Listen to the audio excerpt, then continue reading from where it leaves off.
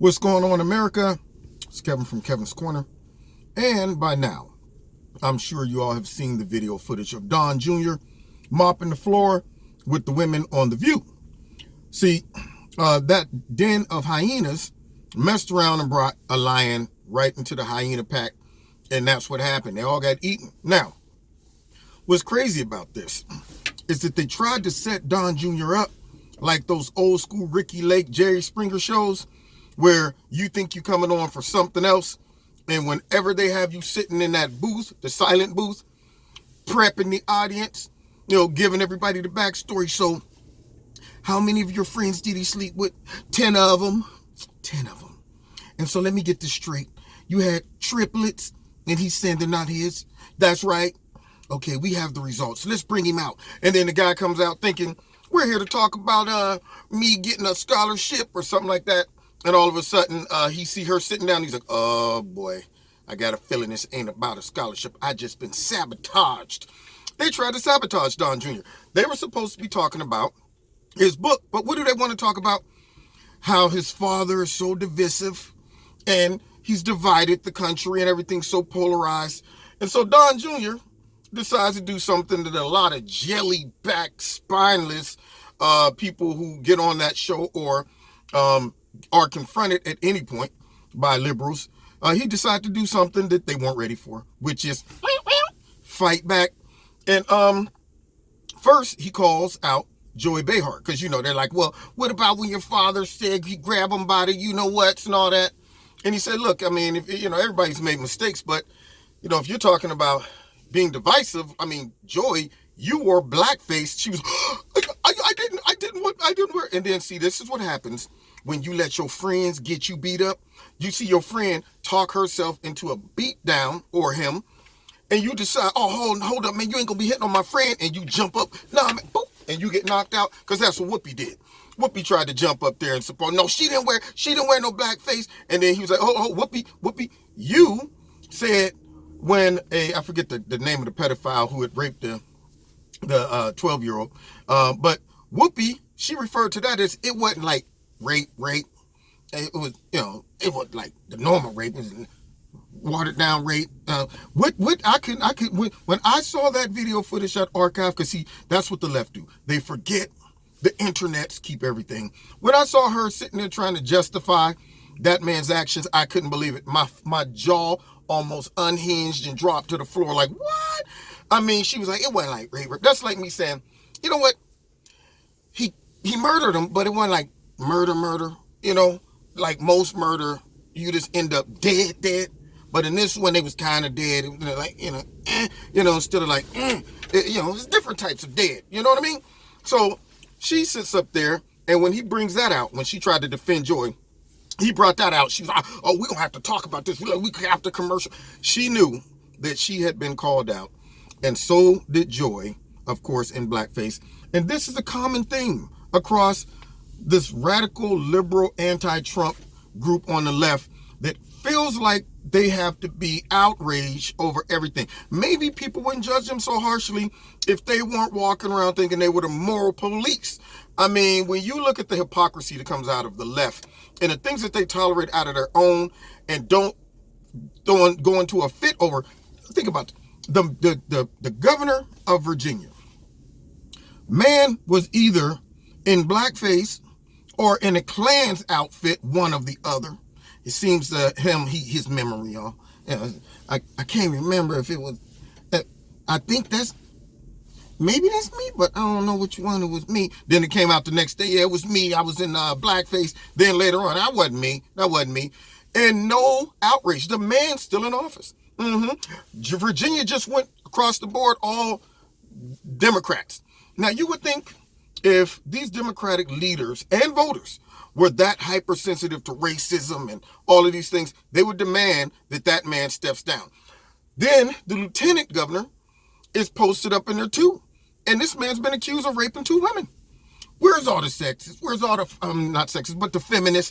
Where are all the Me Too people? Why isn't the Democratic leadership demanding that these 2 leaders step down? And the third one, because he was in blackface too. What is with the Democrats in blackface?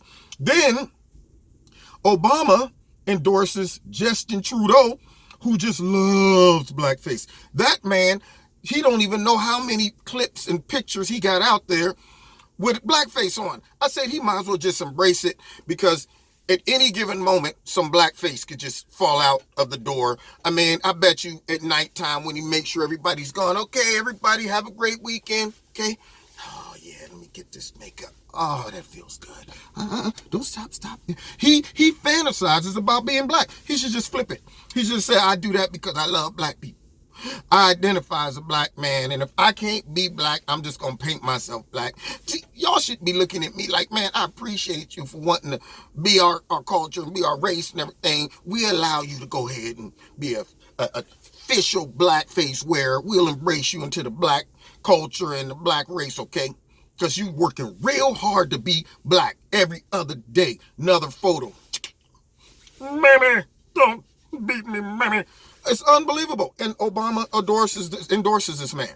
Now, if he was a conservative that accidentally slipped, fell, and a little bit of shoe polish hit his nose, they would be blackface. Get this man out of here. This guy right here is a racist. Every good thing he's ever done is just wiped away because he let a piece of black polish shoot on his nose and it just covered.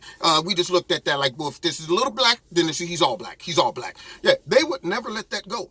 And they would demand that these people get out of office. Just like if Whoopi was really hypersensitive of all the polarization that goes on around here. When Joy was talking about, she tried to flatter us. I went as a beautiful African princess.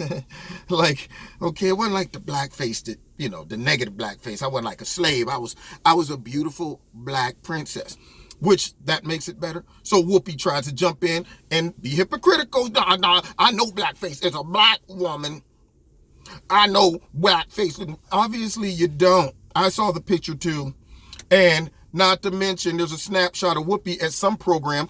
The speaker's up right next to her in blackface. And it wasn't just tan blackface. It was the shoe polish black. It was that straight 8-ball black. And she's sitting here right next to the dude smiling and kikiing and yak-yakking and all of that. Isn't it funny how their moral conscience grows over time?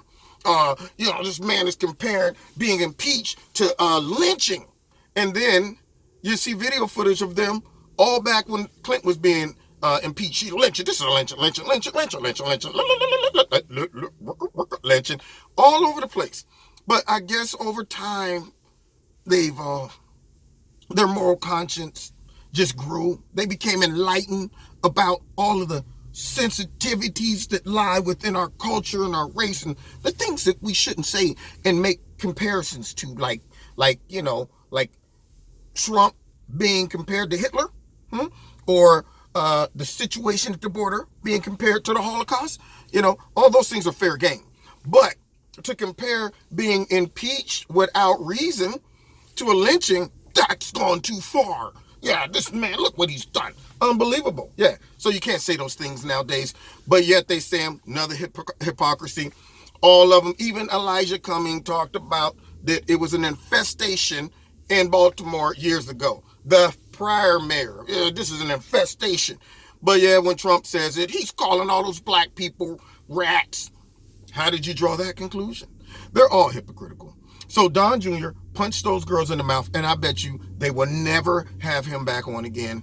Yep, he got in there like the Tasmanian devil, and they poked that bear. They should have left well enough alone, stuck with the script, and asked about the book. But they thinking this is a good chance to embarrass him and attack him over his dad, and got embarrassed. And I, for one, applauded it. Bravo, Don Jr. I would have walked off the set and turned around and been like, yeah, and I'd do it again if I have to. Anyway, you've been listening to Kevin and Kevin's Corner. Don't forget, first of all, check out Extreme Tees, my sponsor. Give me this fancy coat. Word. Anyway, check them out check them out on their website. If you like something, put Kevin in the promo code, you'll get a 20% discount. Hit like, hit share, hit subscribe, hit the notification for this video. Make sure your notifications are set for all, and make sure you're still subscribed, because YouTube got me stuck at 153. They're playing major games. Also, they're demonetizing and all that stupid stuff. So if you want to donate to Kevin and Kevin's Corner, there's a link in the bottom. Telling y'all I'm working on something. We'll see. But I want to be able to talk like I want to talk and say the things I want to say. So I'm working on something with someone, and it might be a platform that might allow me to do that. But I'm going to need the support of everybody who watches Kevin and Kevin's Corner. But anyway, I'll let you know more about that as time goes on. And then also, what else? Oh, check me out Wednesday night, 7:30 live in Kevin's Corner on Facebook, YouTube, and my radio blog talk show. And you can find me on Facebook and Twitter too. God bless. See you next time in Kevin's Corner.